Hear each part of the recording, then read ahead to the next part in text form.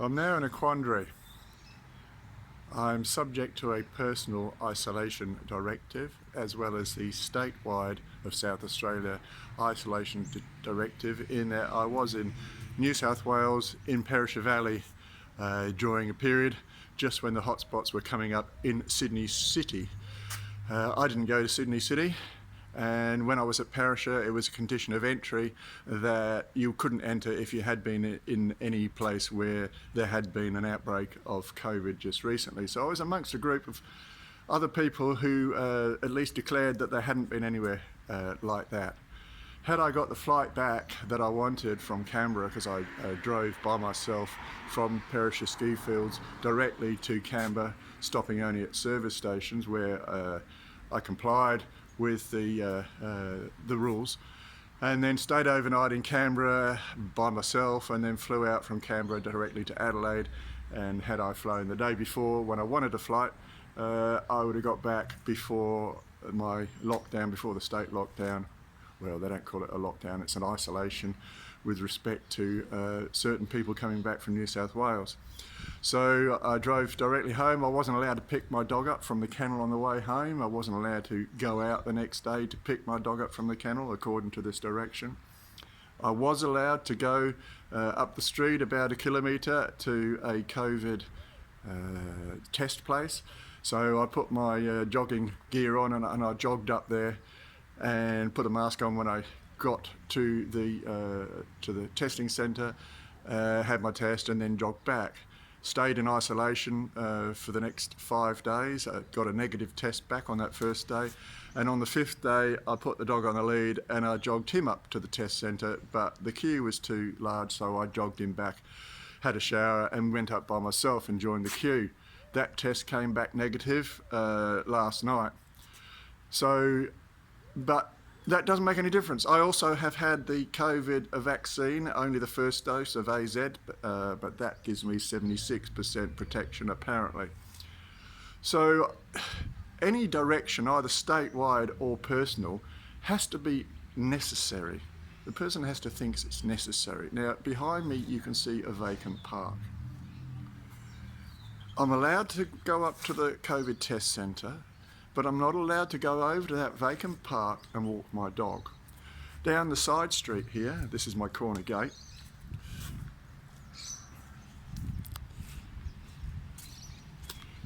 this side street is virtually always empty of pedestrians, but I'm not allowed to take my dog out of the corner gate when there's nobody in sight and go down to a very much bigger park.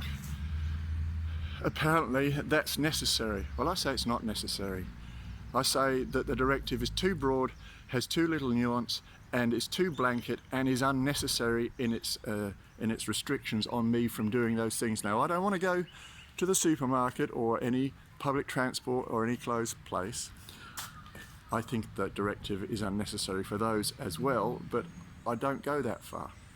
I have written to Mr. Stevens, the Police Commissioner, the State Emergency Director.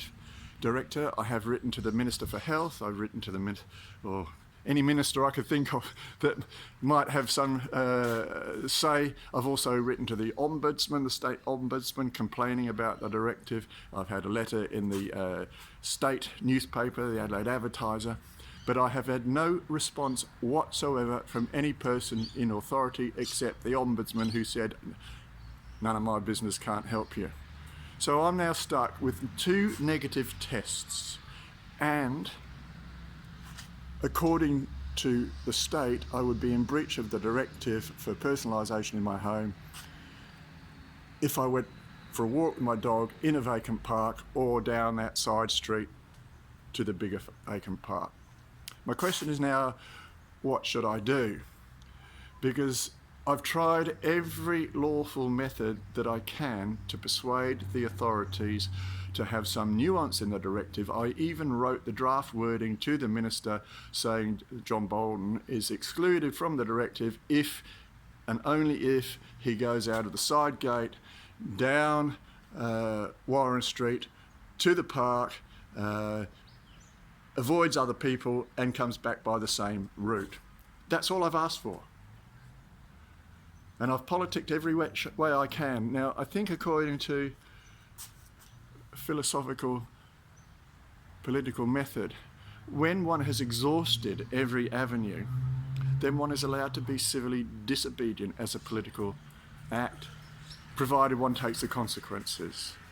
So, if I had just run down the side street out of my gate, meeting no one on the way, ran my dog around a vacant paddock which is adjacent to the park to make sure I'd met with nobody, and run back, if I had done that, what should I do next? Should a person who's done that advertise it? Should they admit it? Or should they not have done it at all and then just be talking about it, maybe thinking about doing it tomorrow? I don't know what to do for the best, because as a firearms holder, I don't want them to say, hey, Mr. Bolton is talking about breaching the COVID direction, therefore he's an unfit person to bear a firearm. I'm also a barrister, a solicitor, public notary, which makes me an officer of the Supreme Court of South Australia and a practitioner in the High Court of Australia, and I don't want anybody to say that I'm not a fit and proper person to maintain my law practicing certificate, which they've already done once when I was in Canberra giving a speech, by the way. They complained to the legal practitioners' authority that I was an unfit person to be a lawyer for being a political activist. So the question is, do I do what I've projected? If I did, would I advertise it? Or would I continue to do what I actually have done, which is wear a track in my own garden, going around and round in circles, which is how I usually would get a sweat. What do you think? What should I do?